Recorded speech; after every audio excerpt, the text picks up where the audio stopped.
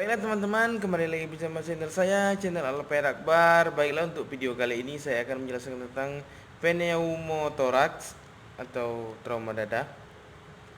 Baiklah, untuk teman-teman jangan lupa untuk like, subscribe, and comment. Baiklah, untuk pengertian dari trauma dada trauma dada bisa tumpul ataupun penetrasi, merupakan sumber morbiditas dan mortalitas yang signifikan, terdiri dari organ yang bertanggung jawab untuk proses ventilasi, oksigenisasi, dan sirkulasi. Cedera trauma pada dada dapat menyebabkan kehilangan fungsi vital yang paling banyak, dan trauma dada dapat berpengaruh terhadap seluruh komponen dinding dada dan kapum torak. Untuk trauma langsung pada struktur tulang dapat mengganggu mekanisme ventilasi dan merusak parenkim paru-paru, sehingga mengganggu proses pertukaran gas, proses oksigenisasi, dan berdampak buruk terhadap cardiac output yang disebabkan oleh kerusakan kardiak primer atau disfungsi. Untuk etiologinya, yang pertama itu tabrakan sepeda motor, yang kedua penganiayaan, yang ketiga itu jatuh, yang keempat itu ledakan. Untuk trauma dada itu dibagi menjadi 4. Yang pertama tension pneumothorax, yang kedua tamponade cordis, yang ketiga pneumothorax terbuka, yang keempat hemotorak. Untuk yang pertama tension pneumothorax terjadi ketika udara masuk ke dalam pleura dan sepanjang inspirasi dan tidak dapat keluar selama ekspirasi.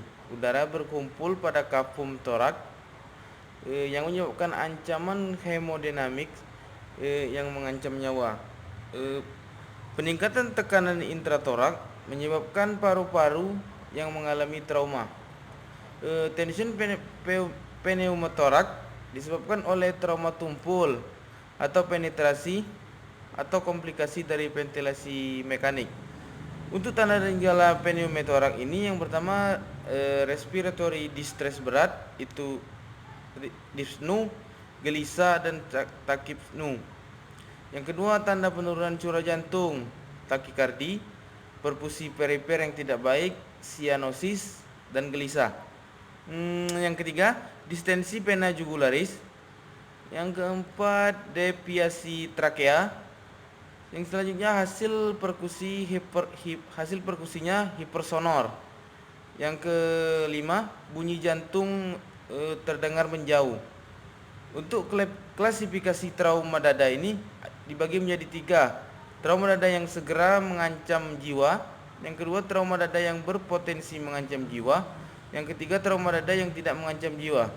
Untuk trauma dada yang mengancam jiwa, yang pertama tadi tension pneumothorax, yang kedua tamponade cordis, yang ketiga pneumothorax terbuka, yang keempat hematorak masif, yang kelima pleural chest.